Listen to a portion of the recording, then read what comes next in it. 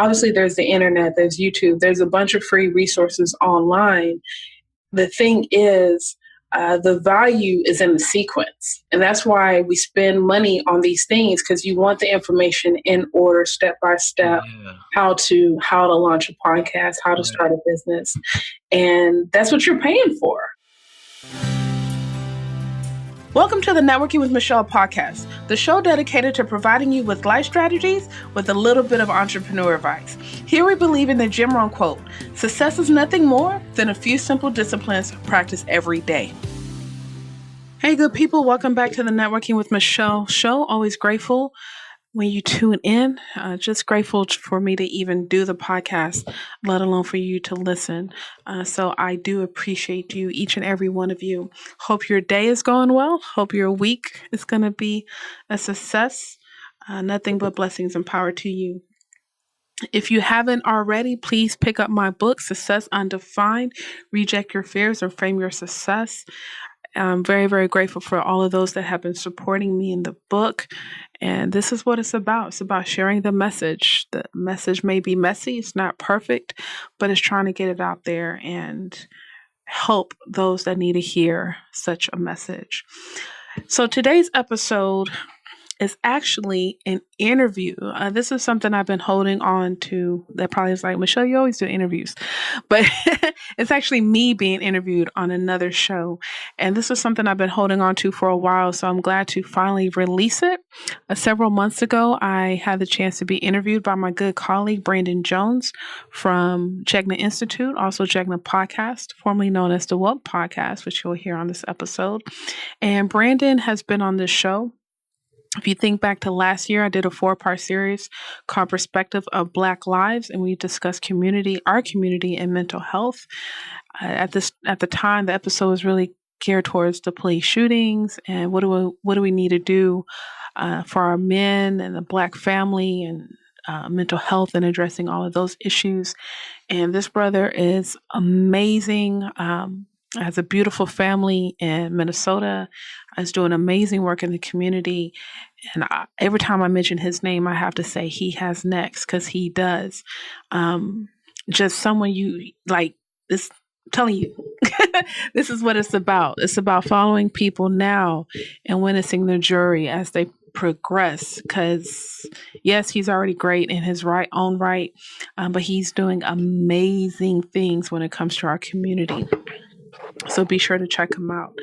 And this interview, I'm very proud of this interview. One, because obviously the friendship is there, right? The kinship is there, even though we haven't met.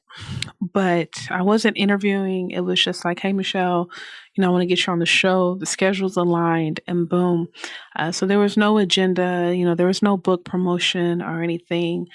And it's just me discussing my life in entrepreneurship, Michelle Gomez in entrepreneurship.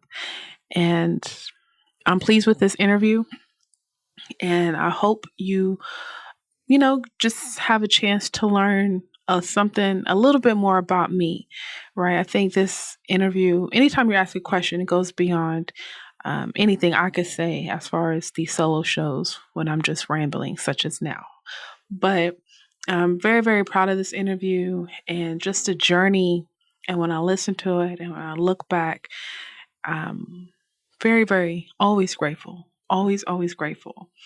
So without further ado, this is the interview I did with Brandon Jones, Jegna Podcast, My Life in Entrepreneurship. So thank you, Michelle, for coming on to the Woke Podcast. It's been a while since we've connected. we touch base here and there online. But if you could let folks know who you are, who is Michelle? What is networking with Michelle? How did you get to this point in time in your life? Oh, man. All that good stuff. Well, back in 1982, I came out the womb. Oh, okay. All right. So you're an old millennial. Yeah. You're in the cuffs of millennialism. Yeah, okay, I am, gotcha. But I love it. I kind of think, no, I was like, no offense, right? I'm like, after 82, I don't know what happened. I just barely made it. Yeah. No, but seriously, Michelle Gomez, based in Houston, Texas. I've been here for the past 17 years. I got a couple of degrees, did the corporate thing, finance. I'm now focused on marketing. I have my company, Line 25 Consulting, where I focus on networking and marketing strategies. I wrote a book called Network, Navigate, and Nurture, The Equation to Strategic Networking. Spin that off into the podcast, Networking with Michelle, where I interview entrepreneurs, thought leaders, influencers, whatever you want to call them these days, just about their, what I like to say, marketing and networking strategies with a bit of entrepreneurial advice, right? Right. A lot of us millennials were in that transition where we have about that 10 years corporate experience, but now we're like, hold on, this is not what it's cracked up to be, right? Or what side hustles, or how can I make transitions in my life? So I like to focus on that. So that's the business side. But, I always like to say at the end of the day, I'm just a young lady trying to figure it out. What is happiness? What is entrepreneurship? What does all of this mean? Yeah. Yeah. and it's a lot. And, there's been several articles that have recently been circulating about how important it is for millennials to have side hustles. And I see myself smack dab in the middle of that. Even though I got a pretty good job myself, I still have to have a side hustle in order to survive. I live in a state where stuff is expensive. I mean, we pay for what we get here. But you almost have to have a side hustle today to just live a comfortable life. I'll say this. You need 2 sources of income. Absolutely. I don't know if that's a side hustle, a marriage, a second even job. with the marriage, if you got little ones, y'all both need side hustles. For real. You need something. And I recently did a survey of my audience, and I saw that the people that were married, they exceeded the 100,000. Yep. Median, salary, and the ones that were single, they were right there between 30 and 50. And I was like, yeah, really? Like, yeah. I mean, like you hear it and you see it, but I don't know, to pull my audience or to see my friends that are getting married now, and like, okay, but I'm not there yet, but but that's real. That is super real. Like, when you break down the economics as far as ethnicity and gender, things like that, when you look at African American folks, like hitting 50,000, that puts you in a percentage in our group that's like, we're almost in the top 10% of income earners if you make 50,000. Like, that is crazy. Right. like, because 50,000, if you think about it, and I'm not trying to downplay anybody who doesn't make 50,000, that's not a lot of money. If you think about student loans, they're hitting you up for anywhere between $250 to $500 if you get the income-based payments. Think about car note, depending on what type of car you have. The average rent in some places, for a 1-bedroom is $800 or $1,000. Yeah, depending on where you're at. Right. So, like, when you break that down and you break down $50,000 a year and you take taxes, like, you don't have much money to do much else. So you kind of need to have side hustles. Yeah, because, I mean, those 3 bills. Yeah, we only talked about 3. Yeah, that's $2,000 right there. Right, right. Which is what you're getting every 2 weeks. Yeah. Right. And then my mom comes over and she's like, Michelle, you don't have groceries? And I'm like, no, when are we going to Sam's? Yeah. Like, you have to have a side hustle. There's no way around it. You have to have a side hustle. I mean, even if you're making $100,000 a year, if you're fortunate enough to land a position or even be an entrepreneur, you're making 6 figures, you still might need a side hustle just to do things that you want to do for fun. Yeah. And I don't think people really get that. Like, I feel like we live in a society that, we're advertised to or marketed to so well that we just have this expectation that we're all out here getting money and we're all out here doing what we want to do. But it's tight. It's tight for me. It's tight. Like, it's tight. Yeah, it's a catch-22. I mean, I think obviously I'm speaking from the singles perspective, but we're so stressed out at work. We want a vacation. Right. But the vacation is just more money. Right. That's do I pay off the credit cards or do I spend $1,500 to get away from work in the credit cards? Right. Yeah. Yeah. Are you familiar with Yvette Cornell? Didn't you? I think you played an insert of hers. Yes. Yeah, I've had her on the podcast. But yeah. Okay. So her and then her kind of producer co-host of her program, Breaking Brown, his name's Army. They talk a lot about just the income differences for African Americans and how we're really broke. Like we don't understand collectively that we don't have what we think we have, and how we're playing this game from so far behind that we're really struggling. And, you know, for someone like myself, who I make a pretty good income. You know, my wife makes a better income than me. We live middle class. We're in the suburbs, things like that. But it's still tight. Like this is still tight. So I think about people that I know who they live in the city where rent's a lot higher. You know, their job, they may be making $40,000 a year. Things are really tight, but they think that they're balling. I'm like, it is difficult, and they don't have any kids or anything like that. And it's like, no, it's difficult. Like you have to have a side hustle, and you have to network. Yeah, they are. Yes, you need to keep it real with yourself. Absolutely, they are lying. I mean, recently I was talking to a friend. I'm just putting all my business out there. That's fine. But, I had some tennis shoes, just some basic Adidas for about 4 years, 3 to 4 years. And they had a hole in my shoe. And I was like really disappointed. Like, like this. And then I'm like, okay, I need to find me some $50 pair of shoes because I'm not going to spend more than $65. Right. Right. So you have a standard. That's good. Yeah. And she was like, well, I just paid $98 for what? No, like, you know, kind of what I can do with that extra $40-$50 in my business. Right. To push the movement forward or something. Right. And yeah, I'm frugal. I minimized a lot when I made this transition into entrepreneurship. Still giving myself time. So I took a big dip down and slowly climbing up.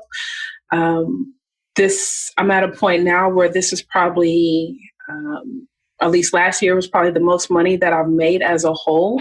Right. But my business income is not taken over. Sure. Want. And what I try to tell people now, especially if you do want to start a business, like I teach, my teaching takes care of my bills. My business income takes care of any type of professional development. It's an investment going back into the business. Right. I'm going to conferences, paying for graphic design for my company, book work or whatever. But like my business income is for my business projects. Right. Right. And all of it's being reinvested. So am I still struggling? Yeah. You borderline. We all there. I'm right there with you. I ain't got front. And that's one of the things I want to talk about with you today is how difficult entrepreneurship is. Like I tried to go 100% entrepreneur, and that lasted like 3 months before my money ran out. And that put me in a tight position because I was using my credit cards like I never have. And, you know, this was me, you know, jumping on the kind of the high of entrepreneurship. Like when you come across Gary Vee for the first time and you're like, oh, hell yeah, I'm about to go do all this shit. Like, this is great. Like, I'm about to just jump into this full steam. And you're listening to Seth Godin and Tony Robbins and, you know, Les Brown. And they're just pumping you up and they get you to believe like you can do it. And then you have skills and you know you can do it. And then you dive in and then you're doing it. And you ain't getting back what you expect to get. Like you're not on those webinars and you're not getting 30 people to buy your $150 product. Like, that's not happening. And now you're looking at yourself and you're starting to believe that you can't do this. And that was me. I was like, I don't know what the hell I'm doing. Like I'm making money offline, but online it was a difficult transition. Right. But I'm believing the hype because, you know, I'm consuming so much of this content. I'm just jumping in. And my bank account is not representing that at all. Yes. And my savings took a dip. My credit, I mean, I'm maxing out on credit cards, just trying to live on 3 months. It was only not a long time, just 3 months. And I was believing that hype. Do you have clients or do you have people that kind of believe in the entrepreneurship hype, the online marketing hype, and then they get caught? Like, has that happened? Have you known people that's happened to? Yeah, I mean, I'm guilty of that. Okay. You know, when I was at work, I felt like every sermon from T.D. Jakes was for me. Like, more like it's not gonna be. You know, all of that was for me. Yeah. And that was before I heard of. That was before who I really knew who Gary Vee was, right? Right. It's just scratching the surface on some of these marketing folks. But when I started podcasting, that's when all of that was exposed. And I remember 2015, oh my God, I spent so much money on professional development because I was buying courses. Yep. I paid $1,100 for Johnny Dumas' Podcast Was Paradise. Woo. I launched my podcast. Like, you name the influencer and they had a product. Yeah. And I'm going to go ahead and say this, though, especially the white ones. Yeah. They got all of my coins. All of it. Yep. Every single one. Yep. And it was like, oh, it's such a good deal now. Let me buy it. And then I'll get to it, when I never got ready. Yeah, yeah. So I try to tell people, you got to be mindful. And I was like, if you're not going to use it today, don't pay for it. Right. If you're not going to use it this weekend, don't pay for it. But I will say this, because I believe in professional development, and this is what I realized. Obviously, there's the internet, there's YouTube, there's a bunch of free resources online. The thing is, the value is in the sequence, right? And that's why we spend money on these things, because you want the information in order, step by step, how to launch a podcast, how to start a business. And that's what you're paying for. Right. It should be applied for you. Now you just have to do the work. And what I try to tell customers, my clients, is if you're not ready to work, don't work with me. Yeah. Yeah. Because I'm going to tell you what to do, but you're only going to see the ROI if you do the work. Right. And I think so many of us get stuck. And I'm not in the business of taking your money. I'm not. Right. You have to do the work, because I consult, I recommend, I give you recommendations all day. Right. Now, that's not what you want. That's fine. You need someone that's going to do account management. They're going to actually do the work for you. It costs more. Right. People don't realize that. Right. Yep. But so you're either going to spend time, or you're going to spend money. What you want to do. Mm-hmm. Yeah. So. And when you spend time, you wasted money. That's the way I look at it. Like, if you're not utilizing your time to the best of your ability, you are really missing out on dollars. And that was one of the lessons I got from reading the 4-Hour Work Week. Is like, your time is so valuable. Like, there's so much money you're leaving on the table just with your time. And that was one of the things that I ran into in my little 3-month stint of entrepreneurship was, during that time, I was wasting a lot of time. I was consuming a lot of content, but I wasn't applying a lot of what I was learning to actually bring dollars back to me. Yeah. And I think that is one thing that we end up getting caught in a lot, because, it's great to listen to these people, and because they give you this emotional high, right? They make you feel really good, and they make you believe in yourself. But then when you're not seeing them dollars coming in, like, that stuff is damaging to your mental and emotional health. I mean, I feel like I'm recovering right now. Oh, absolutely. Once again, 2015, 2016, I paid for, now I'm a marketing consultant, but I paid for one that specializes in sales funnels. Okay.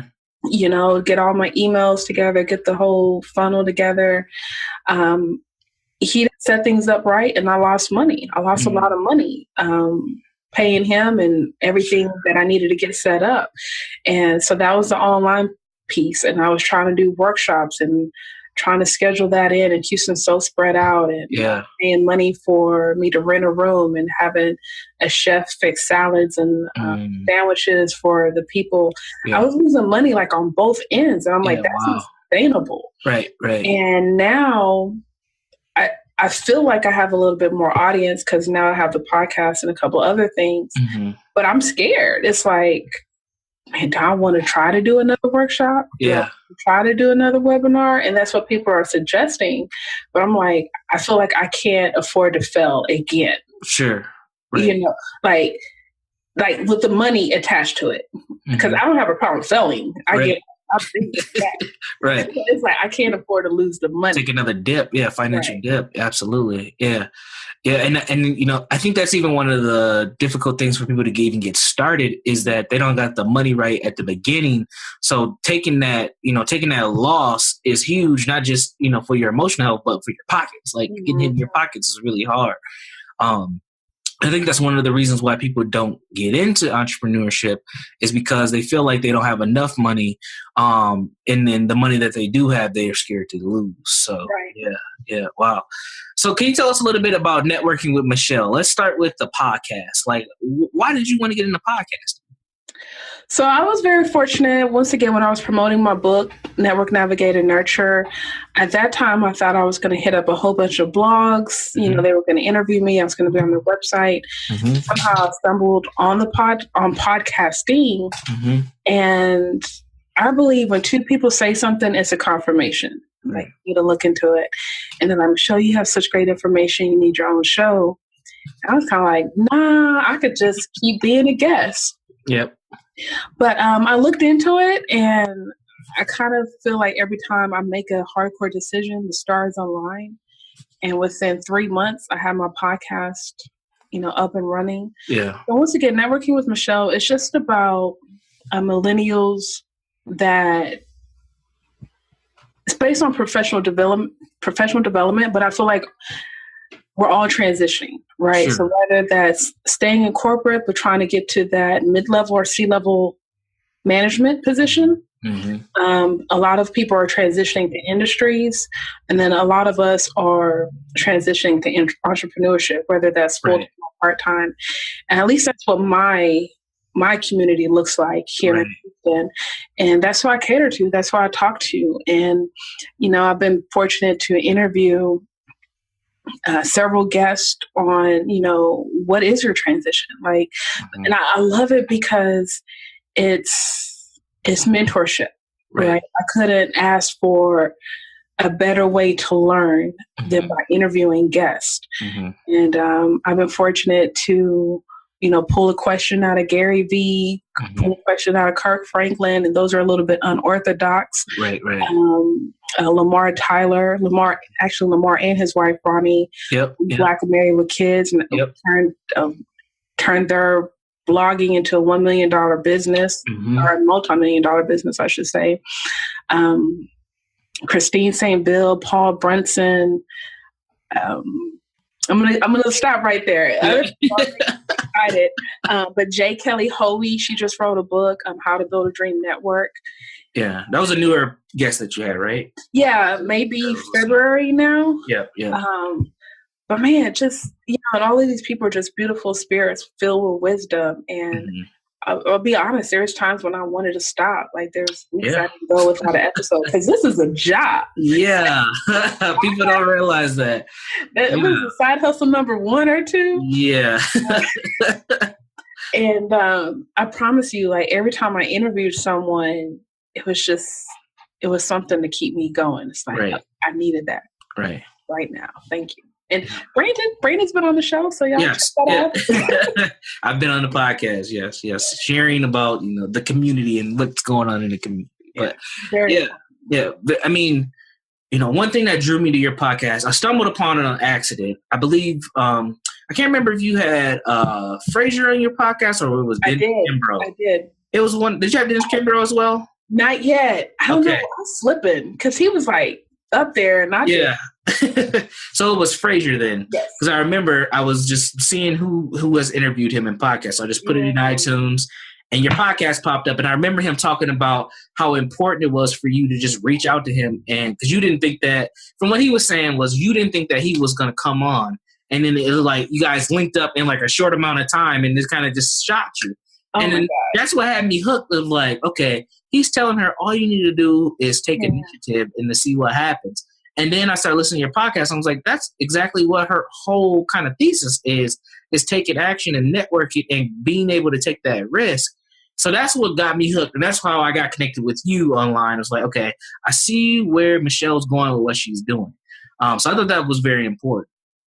It's so important. And I mean, I think you just inspired me to write a blog post, like the power of asking. Yes. And I was going to keep this under wraps, but right now I have an interview scheduled with Lovey. Awesome. Okay. Yeah. But I still have my struggles. Yeah. Like, what do I put in this email? Yeah. And then, then they responded and then it was scheduled. And I'm like, like, really? Like, she said, Yeah. That's like, okay, Yeah. still got to do the interview. But, you know, like, Yeah. George Fraser, when I did that, he was my first interview, my first. Yeah. It was early on in the process. Yeah. And it was rough because I did it over the phone, the technology issue. Well, no, I'm sorry. He wanted to do a phone call, and I was like, I'm not even about to try and do that. Yeah. Like, teleconference style. Like, just do the phone call. Don't even worry about explaining all this to him. Right. But yeah, so that's not one of the best audio interviews, but just the privilege to talk to him. Right. You know, I would say one of my first virtual mentors, my mentor told me about him. And yeah, I mean, it just happened so quickly. Right. Amazing. Yeah. You know, I had the same situation when I interviewed Dave Anderson. Now, I've been listening to Dave Anderson for over a year now, and he has such an intense style. I was a little nervous. And then one day I thought back to you, and I thought back to that interview, and I was like, just see what he'll do. So I hit him up on Facebook, and he was like, sure, I'll do your podcast whenever you need me. Are you available tomorrow? I was like, tomorrow? No. He was ready to go. So I ended up scheduling the interview with him in like 3 weeks. I was like, I need some time to prepare myself to interview him. And it all worked out. And it was a good interview. And he gave me great advice on the podcast and before and after we continued our conversation. But he really inspired me to just keep going and keep doing what I do. But I was a little intimidated because his styles, he's been on the Breakfast Club. Like, he knows Charlemagne. Like those are things to me that I'm like, he's big time. And he intimidated me because I'm like, man, I'm just a black dude from Minnesota. Like, I am not trying to be reaching out to folks. Like, but I had to get outside of my comfort zone and, take that risk to make that happen. And now, he hits, we go back and forth from time to time just because I was willing to just get outside of my comfort zone and just ask. So yeah, the power of asking is very important. And everyone's like, how'd you do it? I'm like, just send an email. Yeah, it was just a message. Yeah, and everyone was like, no, like, what was step 1, 2, 3? Hey, how are you? Yeah. I admire you, your work. I read your book or whatever. And I didn't even read his book. I skimmed through it. Yeah. I gave enough to be like, look, I'm in. Sure. Like, I'm hooked. Let me hook you. Right. And that's the thing. I have so much to work on because it's like everyone's like, how did you do it? Like, what did you put in your email? And it's like, how do you tie your shoe? You just you just do it. But then again, there was an opportunity because if they're asking you how, you might have that solution for them. It's and I've seen people do those email templates and they charge you $30. Right. It's like it's a little bit much, but hey, if people are willing to pay for it, I get it. But at the same time, I'm in the job of kind of coaching to get people to just do what they got to do. Like, it's okay for you to write that email. You don't need a template. It's no perfect formula. Either they're going to say yes or they're going to say no. And if they say no, then you keep pushing to the next person. But I will say this to your audience. You have to catch people, especially with books being so popular. Mm-hmm. If someone is releasing a book and they're doing that media run, you need to catch them. Yeah. And that's what I kind of bank on. Mm-hmm. Yeah. Good. So we talked about the podcast. Tell me about your book, Network, Navigate, and Nurture. What inspired you to become an author?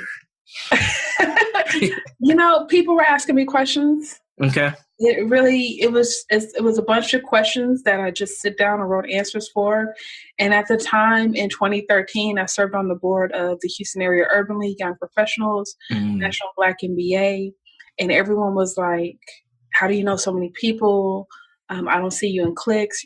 Michelle, you greet everyone. Right. How do you follow up with people? It was just a series of questions being asked to me. And, of course I answered them. And then I was like, sit down. I was like, hey, Michelle, I think you're onto something here. And reached back out to those people. And I'm like, what are you struggling with networking? And so networking, it's all about just pretty much the concept of networking. What is networking? Value-based networking, making sure there's a mutual exchange between the two of us. Right. Navigate is about navigating the professional maze. How do you network within? At that time, I just quit corporate, but how do you network within the workplace? A lot of companies. I was fortunate to work with JP Morgan Chase, Citigroup, investment services, where they had affinity groups. And, just joined part of the group, or I was playing sports. I was on the kickball team and, doing stuff after work, like stuff tangible outside of happy hour. Right. How to work a conference room, and then also would navigate, how do I navigate social media? And at that time, focusing on LinkedIn. And then nurture was about service, volunteering. I made a lot of contacts through volunteering, whether it's at the food bank or some of these organizations, and as well as having a mentor and being a mentor to someone else. And that's what the nurture is about. And I feel like when you have that cycle going for you, network, navigate, and nurture, that cycle is complete. And it's continuous. Right?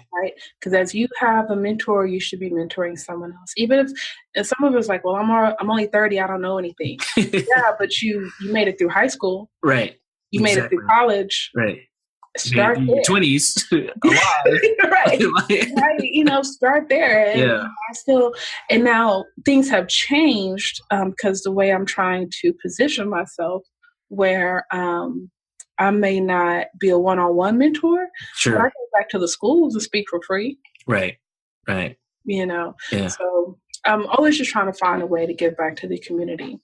Okay. Awesome. With all those things that you've done, were any of those outside of your comfort zone? Well, writing the book. Okay. I mean, the book and the podcast. Okay. I think, I believe everyone has a book in them, and it's always that lifelong desire. But you feel like, I'll even say this for teaching. I just didn't think I was going to be doing it so young. I'm 34. Like, I thought I would be an adjunct professor and an author at 60. Like, when I lived. Dr. Nome. I didn't think I was going to do these things by the time I was 34. Right. I'm going to be honest with you, though. I've been struggling to write my second book because it's just different. It's a different kind of hunger, Yeah. Where I think Network Navigate's definitely the baby. It was the steak, it was the meat and the potatoes. And now I'm working on Connect with Confidence, and it's kind of like pasta. It's like I don't. It's just a whole different ballgame. Not a lot of effort, but it is going to be good at the end. And then podcasting, that was just a whole new world. Okay. I was very, very fortunate to have, the laptop, the fully loaded laptop, and a headset, so I didn't have to, buy these things to get started. And then once I got exposed to podcasting, it was like the whole online marketing world opened up to me, and I was like, whoa, whatever I thought I knew about marketing. It's a whole other ballgame. So all of it has made me uncomfortable. And I'm still uncomfortable because I know what my strengths are. Right. Bingo. You went right to, another point that I was going to see what you thought about is utilizing your strengths in your kind of situation of discomfort is very important. But there's kind of a step before that. Like, people need to know what their strengths actually are. And people really struggle with their strengths. Like, you can ask people what their weaknesses are, and they'll roll off 6 things. You ask folks what their strengths are, it's very difficult. And I think that difficulty makes it very hard for you to, determine what success is for you if you don't even know what you're good at. You know what I mean? And that's another thing that helps me stick to your podcast is you used to ask folks, like, what's your definition of success? And I remember the first time I heard that, I'm like, damn, I don't even have a definition for success. And if I can't define it, what am I doing? Like, what am I doing? Yeah. So, can you talk a little bit about that a little bit? The strengths and success? Yeah. Man, the strengths, well, one, self-awareness is so important. Right. I remember when I was younger, I prayed for discernment. And I believe that has carried me up until this point. But, I've seen a therapist all my life, off and on. I think when you decide to do a hardcore self-assessment of who you are, that's when you start to develop your self-awareness, right? And then therefore you can identify your strengths, weaknesses, and all those other things. Right. And now I think recently I just realized what my purpose is. My purpose is I'm great at connecting to people that allow them to open up to me, to others, and uncover who they really are. Right. All that emotional intelligence stuff. Right, right. And I think when you do that, when you figure out what that is for you, you're able to operate in your full capacity. If you allow yourself to, you're able to operate in your full capacity. Because what happens is you don't have to troll around. You don't have to figure out things. You just know, and then you're going to stick to what you know. Right. And I think that's the beauty of the 20s, right? Is where you can live in curiosity. Right. And then when you age out of the 20s and hopefully into the 30s, you should be figuring out a few things. Right. And I think, and nothing's wrong with transitioning and pivoting. But I think sometimes it's like, okay, are you all over the place? And you just need a focus, right? Right. I know I'm addicted to business. I love business concepts. I love marketing. Not to say I'm the best marketer, the way the landscape is so broad, but I can tell you things. And I love connecting with people. But if you want to talk to me about 45 and all of these policies, I'm gonna keep quiet. That's not that conversation. That's not my will. Yeah. And I think that's what's wrong with people. You gotta stick to what you know. Yeah, I know. It's hard too. It's hard. It's hard not to say something. It's really hard not to. No, but it's like, okay, what are we talking about? Are we having a conversation? Right. Or are we talking about expertise? And I think that's where people get confused sometimes. They're trying to look. My stepmom used to say, "Jack of all trades, master of none." Of none, yeah. So yeah, if we're talking about today's news, that's one thing. But if someone says, "Hey, Michelle, we need you to speak on," that's not your. Gotcha. And I think sometimes we're so caught up with social media and visibility. I was asked to speak. Click, click. Take a picture. Yeah. Like, what are you talking on? Like, I can't. I'm not versed on talking about productivity. Right. I'm not versed on talking about public policy or the housing policy. Yeah, it's not your area, not your lane. So so sticking to your lane's important and knowing what that is. Yeah, absolutely. Yeah. And that's something I even struggle with. Like, even with this podcast, I'm thinking about shifting.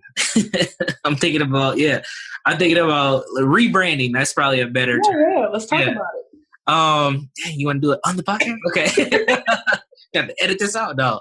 Yeah, I'm actually thinking about rebranding the podcast. This is something that I've been kind of toying with for the last 2 weeks and thinking on. There's parts of me that doesn't like the term woke. Woke has kind of taken on a negative connotation with this whole kind of concept of hoteps and all this other stuff. And I'm like, I ain't really a hotep person, but they call hoteps. Well, the good thing is you're married. Yeah. And I'm not going to the ATL orgy if they have a part 2. Not happening. But like, I'm trying to spin away from that. So I have an idea for how I'm going to rebrand this podcast. It's still going to have similar content. Gotcha. It's going to be focused on self-development. I'm thinking about actually rebranding all of this because I have a whole nother brand that I don't talk much about on this podcast, but the Jegna Institute and what I do with that work. A lot of that work's offline, and I'm trying to get it more online. Gotcha. So I'm thinking about blending both together. So that's where I'm at because my lanes, I have so many different lanes. I need to focus. Like, that's my thing. Like, I got the mental health stuff. I got relationship stuff that no one really knows about online, but offline I do a lot of relationship stuff, co-parenting stuff. A lot of it's in just around community development, and I'm trying to figure out a way to narrow all that stuff in together. So that's where I'm going. I'm not gonna make any big announcements just yet, but it's gonna happen in the next couple months that I'm gonna be. I think it's a smart move, and I know you can pull it off. And I think what happens is, and I'm probably gonna contradict myself, but I mean, we're human. Yep. We're dynamic. Yep. We're multidimensional. We're multi-passionate. Now, I could be biased because I like you. We're friends. So to me, it makes sense. Yeah. But if you were to say, you're about to do, family relationships and, how I'm going to get my sister-in-law's cookie business off the ground. Sure. I'm like, spread. Right. So, yeah. And so I'm not really changing the direction of the podcast. Still going to be on self-development, right? Mm-hmm. So, and when I say self-development, I'm including things such as finances, your emotional health, your own personal development in general. But it's just the brand needs to be shifted. That's my thing. The brand needs to be a little bit focused a little bit differently. So yeah, that's coming. That's coming. Good. I'm excited. Yeah. So yeah, that's kind of where I'm at. But it's hard to stay in one lane when you have so many different passions and things. It reminds me of someone. I wish I knew her name.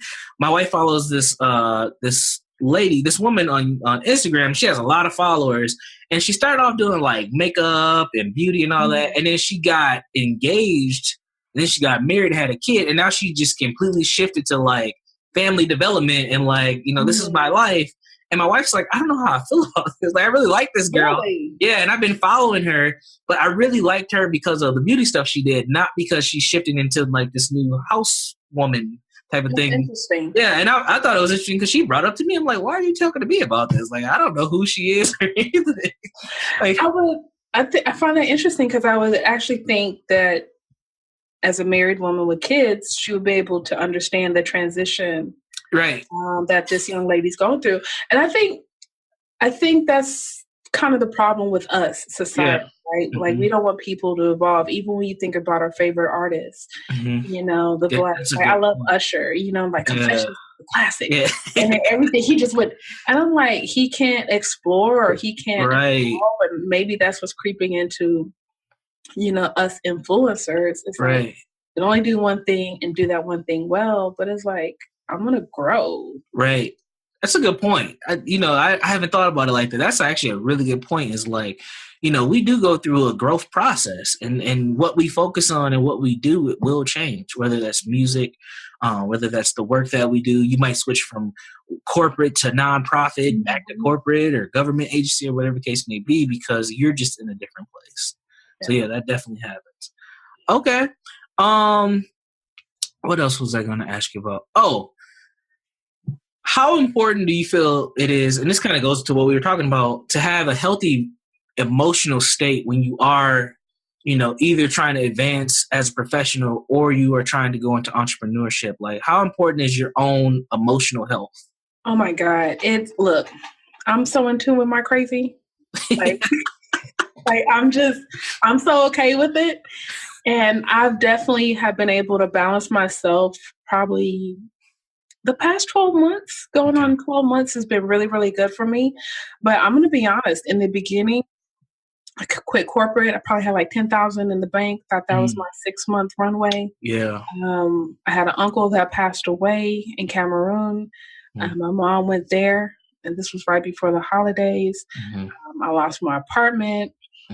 Car kind of got flooded. Like, it was pouring. Yeah. Wow. And I found myself in the corner crying several times, trying to figure out my life, right? Every day. But that was just on some other stuff. And it really has you second guessing, like, do I know how to make a decision? Like, not even the right, or like, do I know how to make a decision? And now, I'm just happy. Like, I'm just grateful to have a new car, pay my bills, not have to worry about, like, I can answer my phone. I don't even need to look at caller ID anymore. Right. Yeah. I can just say, this is Michelle. Like, y'all know what I'm talking about. Yeah, I know. 800 numbers. You're like, nah, I'm not answering that. All right. Just I saw my therapist this morning, but just being happy that I'm able right? Even though I'm working hard, I'm just able, because everyone's not able. And there was a time when I wasn't able. And I actually started seeing my therapist again this year because I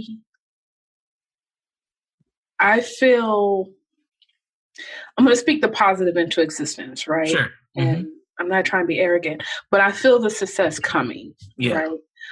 And I could hit rock bottom. It could be complete failure, but it's positive. I feel the success coming, but I still want to be grounded in that process, right? And there's still things that I'm struggling with, and my friends call me out all the time, Michelle, you don't give yourself enough credit, and da-da-da-da-da-da. But it's important to me to be grounded and to be accessible, because I can't talk about networking and connecting with people and not be in touch with the community, right? Or not being able to have empathy and sympathy for certain people during the entrepreneurial journey. But, once again, I'm big on self-awareness. I'm growing in the emotional intelligence area. And, I'm single, so I'm able to, I take risks because I am single and I have no kids. There's a lot of things I do just because of that. But at the same time, I have clients that are married, and I'm like, have you spoken to your husband about that? We can coach. I can coach you in all the areas. but I think that communication is a big part, because you have to bring your partner into that journey, into that vision, right? And I feel that that's a part of your happiness, right? Because it's not about just being happy in business, but it's about being happy and holistic. And I feel like if you're out making $5,000 a day doing whatever, then if you have to come home and argue with your partner, your spouse. I don't know. Like I'd rather make $1,000 a day and come home and chill with my spouse. Some peace of mind. It's hard. It's not easy. I have a side hustle, and I work full time. My wife works full time. She actually works more hours than me, really, and she kind of has her own side hustle too. So it's not easy, and we've kind of both jumped in this entrepreneurship type of side hustle thing together. It's always been on my mind, even when we first got together. Like, I wanted to be a consultant. Like, that was my thing. Like, I wanted to do behavioral health consulting. And for her, she was still discovering herself. And then she finally discovered that she really has a talent and interest in photography. She was really good. She was really, really good at photography. And, me being there to support her dreams and being, investing in what she wants to do was very important for her to get started. Because if it wasn't for me encouraging her and say, you can do it, if it wasn't for me getting her in contact with people that I knew who did photography, if it wasn't for me buying her a camera because she would not get it for herself, she probably would have never discovered that talent that she had. And like, that was a huge step for our relationship, was just saying, I got you. Like, look, I know you want to do this. I know we're starting a family, but if you can find 4 or 5 hours, every 2 weeks to go and do your photography thing, I got your back. And that was huge. Even for myself, she allows me to get space to do things like this, making sure the kids are not around, making sure things like that. Like, and being able to work collaboratively is important if you do have a partner. If you're single, I would say definitely do what you got to do now before you decide to get a partner, or you have children, or whatever the case may be, before those responsibilities pile up, because this is your opportunity to really take your life to the next level. I mean, now that I know a lot of this stuff, I'm like, man, if I could just go back to 2010, I would be good. I'll be so good. So, okay. Let's see. You already covered that question. You got that question. You talked about your second book. I know you're not done with it. You're struggling to get any idea on when you plan to have that out? Yeah, my goal is to have it out by July. And it's called Connect with Confidence. And it's a series, so it's going to be part 2, where Network Navigate was more strategic. I talk about having a networking plan, how to meet people, how to have an elevated pitch, how to get a mentor, and all that kind of stuff. Connect with Confidence is more about the awareness side, right? Like, once again, playing to your strengths, because everyone, when they do think of networking, they're thinking business casual, after hours, 5 to 9, or a conference. Mm-hmm. And my thing is, hopefully, this is a book, when you read it, you have to figure out how to apply it to yourself, mm-hmm. right?